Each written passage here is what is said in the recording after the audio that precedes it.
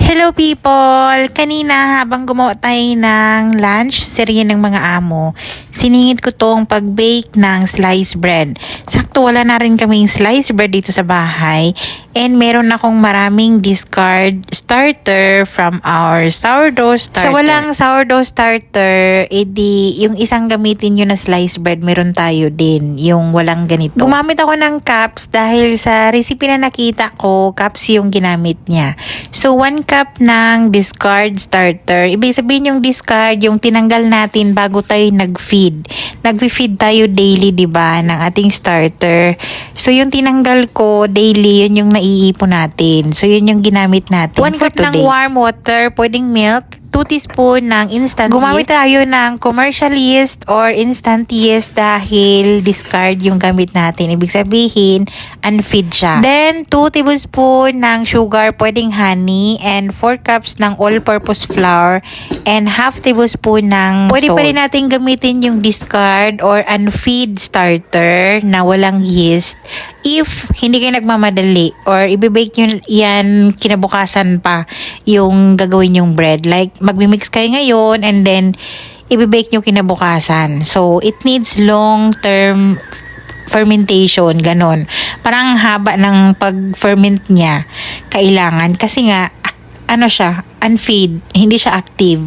So, since na gusto kong gumawa talaga ngayong araw na to and mabibake din siya the same day, dahil wala kaming bread, so naglagay ako ng yeast ng 2 teaspoon. Pero kung gusto niyo talaga ng mas healthy bread, gumamit kayo ng yung active.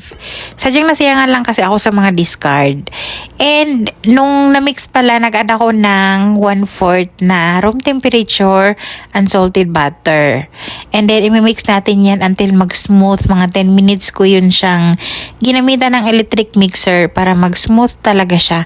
Kung wala kayong electric mixer, pwede naman by hand. Kailangan lang talaga mag-window pane test kayo until elastic na siya and hindi na siya madaling mapunit. Paalsahin natin yun ng 1 hour.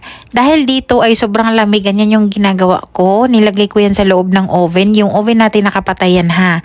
Pero nakita nyo kanina yung kaldero, nilagyan ko yun ng mainit na tubig para mag-warm yung loob and madali siyang mag-alsa. Bukod doon sa sliced bread, meron pa akong na-mix kanina na ciabatta naman para naman yun bukas. Gamit ko din ang discard starter pero para yun bukas, so hindi ko yung ginamitan ng yeast.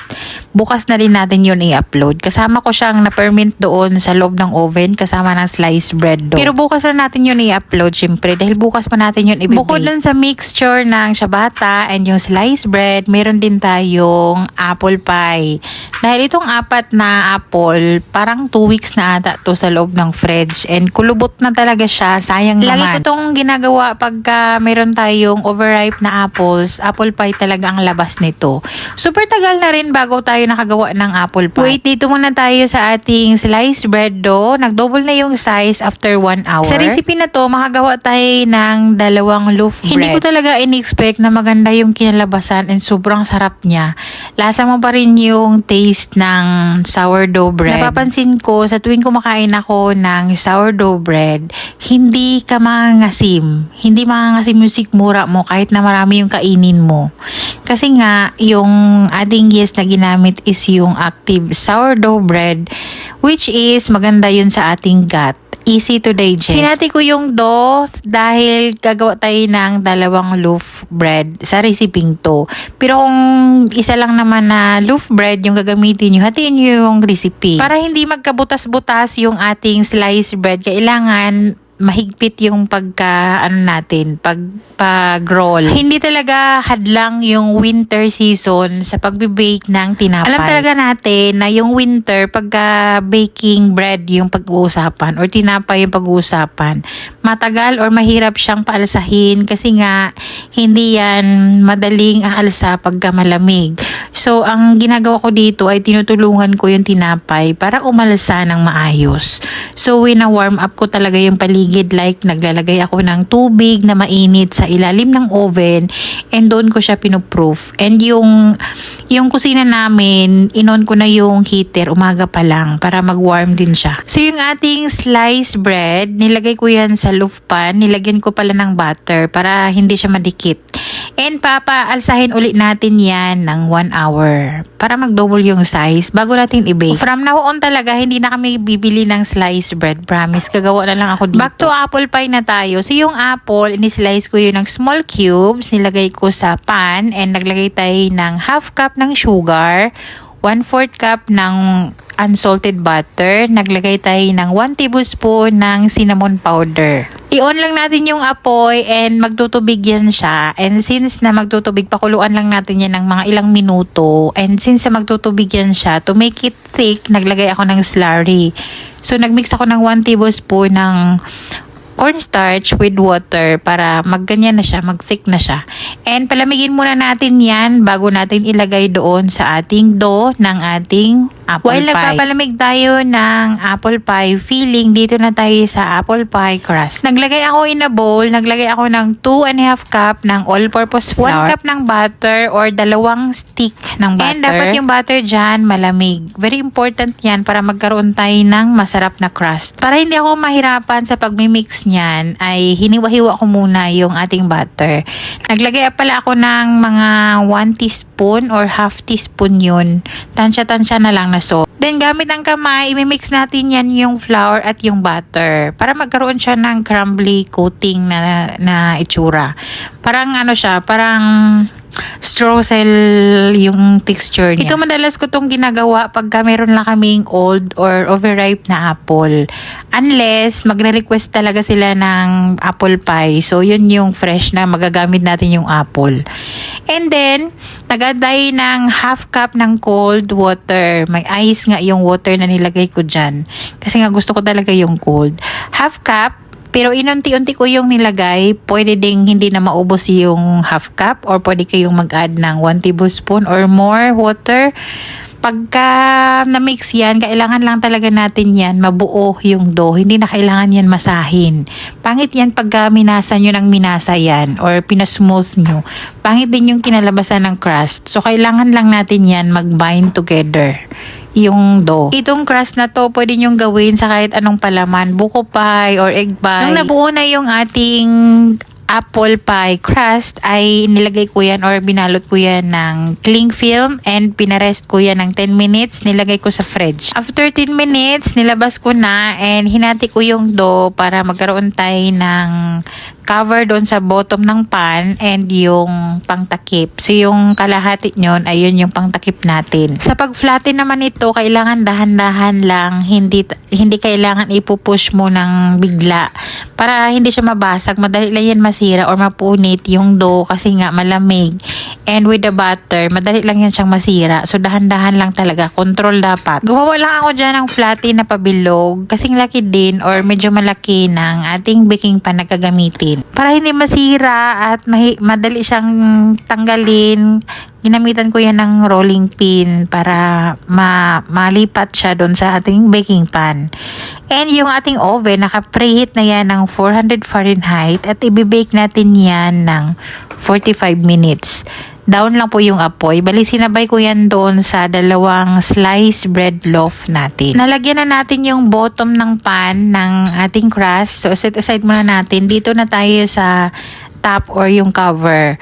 So, nag-flatten din ako dyan ng pabilog. And then, pag gusto kayo kung gusto nyong stylan, kagaya ng ginawa ko, nag-slice lang ako or in-slice ko yung dough o yung crust para magkaroon siya ng, ano bang tawag dito? Parang nagtatahi ako or cross basta. Pero pwede nyo ding i-cover yan diretso and hiwaan nyo lang yan ng 2 hiwa para lumabas yung steam. Pag gusto na kayo kung anong style yung gusto nyo. Basta yung ginawa ko dyan, parang maganda siya tingnan kasi yung meron siyang patahi-tahi. Yung crust na ginawa natin, medyo makapal nga din to kasi nga dinobol ko yung recipe and usually ginagamitan ko to ng medyo malaking pan din. Kaso lang, 4 na apple lang yung meron tayo. Kaya ito lang yung ginamit ko. Pero kung gusto nyo gumamit ng medyo malaking pan, enough na tong crust na to na recipe, magdagdag na lang kayo ng apple filling. After ko namang nalagyan yung top ng crust, ganyan ang itsura niya. And ibabrush natin yan ng egg wash para maganda yung ganyang texture, yung kulay, mamaya pagkatapos mabake. Sakto naman yung dalawang slice bread natin, yung dalawang loaf natin ay nakaalasan na ng 1 hour. Ganyan na yung itsura niya, nagdouble na yung size. Hindi ko alam dyan sa isa kung bakit may butas ng konti. Tinakpan ko na lang din. And ganito na siya, yung ating sliced bread, binake ko yan ng 20 minutes until 22 minutes para mag light brown yung kanyang kulay. And sobrang sarap ng sliced bread na to. Tapos yung ating apple pie naman, 45 minutes ko yan binake until ganito na yung kulay niya. Nakalimutan ko mag-dash dyan ng powdered sugar, pero pwede naman mag-dash.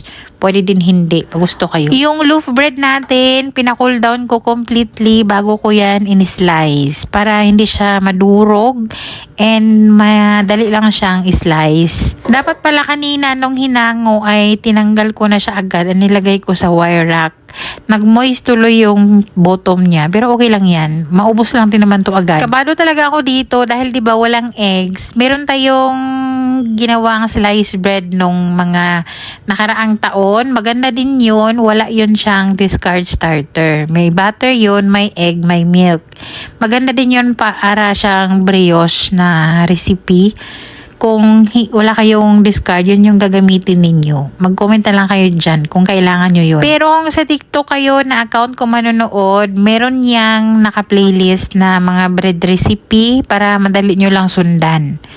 Dito sa Blue Up kasi wala. Kaya magsisend na lang ako or maglalagay na lang ako ng link doon sa ating bread na walang discard starter. Pero ito walang itlog ha, walang milk, pero ganito lang siya.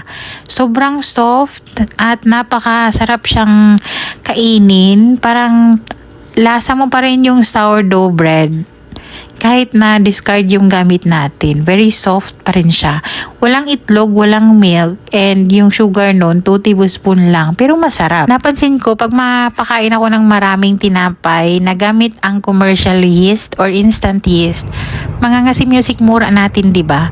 Pero pagka gamit natin ay itong sourdough starter, hindi talaga siya maasim yung sikmura. Anyway, ito ay kakatapos lang namin mag-lunch nito and busog na ako pero hindi ko mapigilang kumain. Siyempre, try natin. Ito yung puwet ng ating loaf bread. So, nilagyan ko na ng butter. Masarap yung sliced bread bagong luto with butter.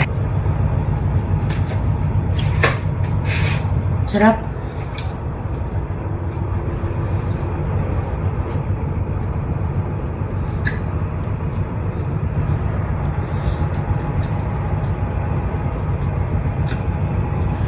O, yung mga bata dito, yung dalawang bagets na boys, hindi yan sila mahilig sa sourdough bread. So, itong sliced bread yun sa kanila. Okay, sa gabi, mag-aalas 7 na po. May magbabantay talaga ng Saudi nito.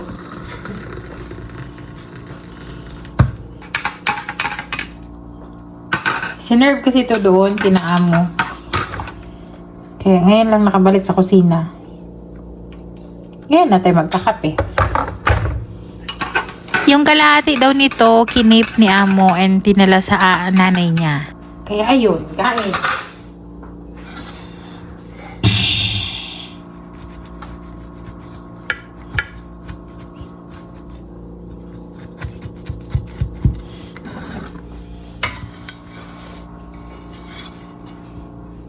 Kain tayo. Galing siya ng 5